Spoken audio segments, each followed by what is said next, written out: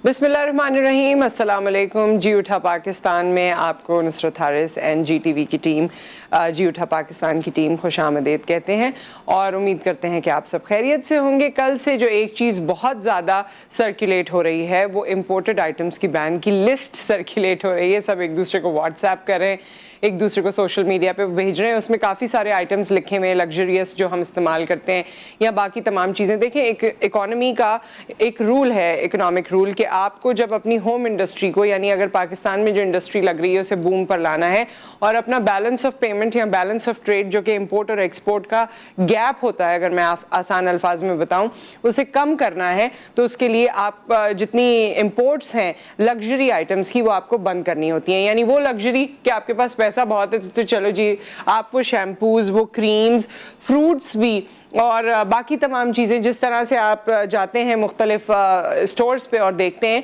तो वो चीज़ें आपको उसका ख्याल रखना होगा और उनकी इंपोर्ट को बंद करना होगा। जिसमें मोबाइल फ़ोन्स भी आ गए हैं, जिसमें गाड़ियां भी आ गई हैं। तो रफ्ता रफ्ता हम तमाम चीज़ें आपको स्क्रीन पे दिखाते भी रहेंगे कि एक्चुअली ये बैन आइटम्स कौन कौन से हैं। जैसे मैंने आपको बताया, गाड़ियों के हवाले से बड़ी बातें शुरू हो गई हैं और इसके अलावा ये चॉकलेट, सिगरेट, जूसेस और इस तरह के आइटम्स हैं, शैम्पूज़ हैं, मेकअप्स हैं और बड़ी सारी चीज़ें हैं जो वैसे ही आप जब सुपर स्टोर में जाते हैं तो आप देखते हैं अच्छा ये वहाँ का ब्रांड है, ये वहाँ का ब्रांड है, जो लोग अफोर्ड कर सकते हैं। अब तो हमारे पास मेरे ख्याल में अफोर्डेबिलिटी ऐसी आ गई है कि हमें लगता है कि जो भी हम थोड़ा बहुत भी अगर कोई ब्रांड की चीज़ खरीद सकते हैं तो हम पर लाजिम है कि हम खरीदें। कोई फ्रूट भी आ रहा होता है बाहर से तो हम पर लाजिम है कि हम उसे इस्तेमाल करें ताकि हम भी उस लिस्ट में आ जाएं कि जी देखें ये हमारे पास भी है या हमारे घर में भी है। वो तमाम ड्रिंक्स जो आप देखते होंगे, मैं फ्रिजी ड्रिंक्स की बात कर रही हूँ जो आपको सुपर स्टोर्स पे नजर आ रही होती हैं। यूजुअली मुख्तलिफ किस्म की जूसेस होते हैं जो हमारे मुल्क में नहीं बन रहे होते, लेकिन हमारे फ्रिज में या हमारी टेबल पे या जब मेहमान आते हैं तो हम जरूर लेकर आते हैं और उसमें अपना एक स्टाइल समझते हैं। सो ये तमाम चीज़ों पर बैन लगाया गया है। हाँ, मोबाइल फोन्स और गाड़ियाँ एक ऐसी चीज़ है जो मेरे ख्याल में एक ऐसी लग्जरी थी या एक ऐसा स्टेटस सिंबल है जिससे लोगों की काफ़ी कनेक्शन था, तो उसमें तकलीफ हुई है। ये तमाम चीज़ें आपने देखी, लेकिन इसके साथ साथ मैं खुसूसी तौर पे आपसे यहाँ पर शेयर करना चाहती हूँ कि गाड़ियों के हवाले से, क्योंकि ये पूरी एक इंडस्ट्री है।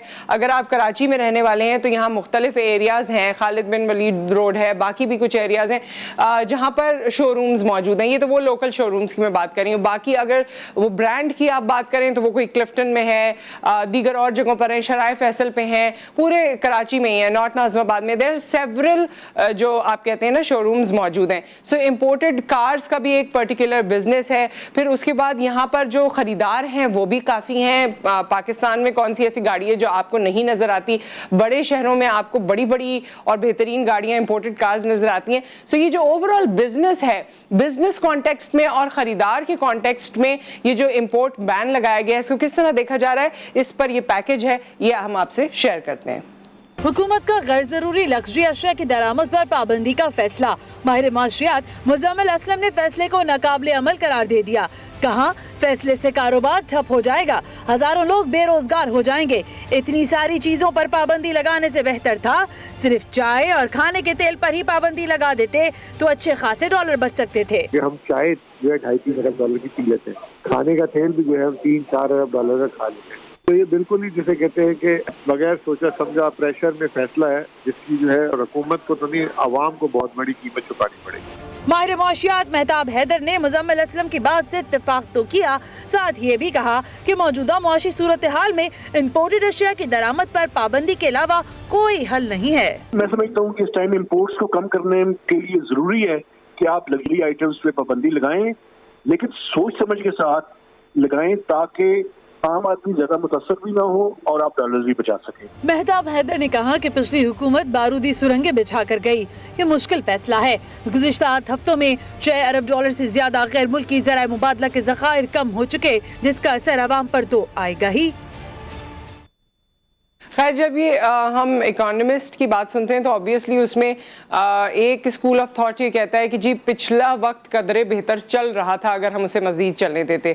लेकिन कुछ इकोनॉमिस्ट, जिस तरह इसमें बताया गया कि उन्होंने कहा कि जी बारूदी सुरंगें हमारे लिए छोड़ के गए हैं, तो लेट्स सी, जो कुछ भी है पिछले ने किया, आने वाले ने किया, जो कुछ भी है, at the end of the day ये हमारा मुल्क है और इसको बेहतर करना इस वक्त हमारा विजन सिर्फ उससे रिलेटेड होना चाहिए, ना कि ये कि किसने क्या किया, किसकी क्या गलती है।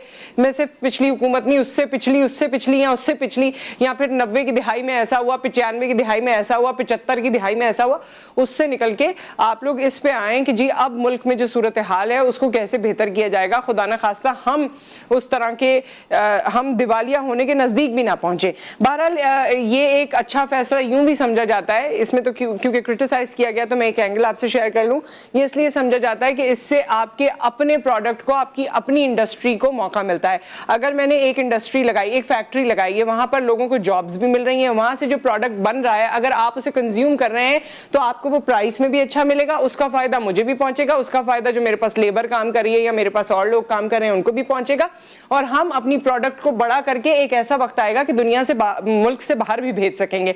दुनिया से बाहर तो खैर जो चीजें भेजी जा रही हैं आज वो भी हमारे प्रोग्राम का हिस्सा होंगी, लेटर ऑन हम बताएंगे, क्योंकि we are expecting a guest from NASA all the way from America, वो हमारे साथ आज मौजूद होंगी, लेकिन वो लेटर ऑन। सो एक और चीज कि हमारे यहाँ देखें हिम्मत की कोई कमी नहीं है, हमारे यहाँ ताकत की कोई कमी नहीं है, हमारे यहाँ टैलेंट की कोई कमी नहीं है, सिर्फ अपने अंदर वो विल होनी चाहिए। और एक ऐसी ही विल की कहानी है कि एक माजूर शख्स लेकिन अपना गुजर बसर वो किस तरह से कर रहे हैं, किस खुश उसलूबी से, किस मेहनत से अपनी जिंदगी गुजार रहे हैं। हमारे पास मोहम्मद फैजान खान की रिपोर्ट है, ये आपको दिखाते हैं। आसिफ अली 4 साल की उम्र में ट्रैफिक हादसे की वजह से अपना एक हाथ खो बैठे, लेकिन उन्होंने अपनी माजूरी को अपनी कमजोरी नहीं बनने दिया, बल्कि अपने अहले खाना के लिए हलाल रिस्क की तलाश में मेहनत करते रहे। आसिफ अली 35 साल से चावल छोले बेचने के काम से वाबस्ता हैं। इसको 35-36 साल हो गए सर, चावल छोले बेचता हूँ। पहले मैं तकरीबन 25 साल पहले आइसक्रीम बेचता था, उसके बाद ये काम शुरू किया। आसिफ अली 4 बच्चों समेत 6 अफराद की कफालत कर रहे हैं और बच्चों को तालीम की रोशनी से भी हमकिनार करवा रहे हैं। एक 14 में पढ़ रहा है, एक लड़की 12 में, एक मैट्रिक में, एक 8वीं में, चारों बच्चे पढ़ रहे हैं माशाल्लाह। दुकान पे आने वाले ग्राहक आसिफ की हिम्मत को सराहे बगैर नहीं रह सकते। इसका बहुत हौसला अफजाई है कि अपने बच्चों का पेट पाल रहा है और बहुत स्पेशल चावल छोले बेच रहा है। सारे इलाके में इस तरह कोई नहीं दे रहा है। और जो है ये इसके साथ जो है 4-5 मजदूर अलग काम कर रहे हैं, उन लोगों का घर भी इसी की वजह से चल रहा है। हालांकि खुद एक हाथ से माजूर है, फिर भी अपना घर भी चला रहे, 5 लोगों का और भी घर चला रहे। आसिफ अली जैसे अफराद किसी के आगे हाथ नहीं फैलाते, बल्कि अपनी मदद आप कह दे 2 वक्त की रोटी का हसूल मुमकिन बनाते हैं। और बिल्कुल मेहनत में ही अजमत है। आप देखिए फिर अल्लाह ताला भी ऐसे ही लोगों का साथ देते हैं। वो कहते हैं ना कि God help those who help themselves, अल्लाह ताला उनकी मदद करते हैं जो अपनी मदद करने की ख्वाहिश रखते हैं या जज्बा रखते हैं। विद दैट एक ब्रेक आ गया, ब्रेक के बाद वापस आते हैं और ऐसी ही एक मदद की कहानी हम आपसे शेयर करेंगे।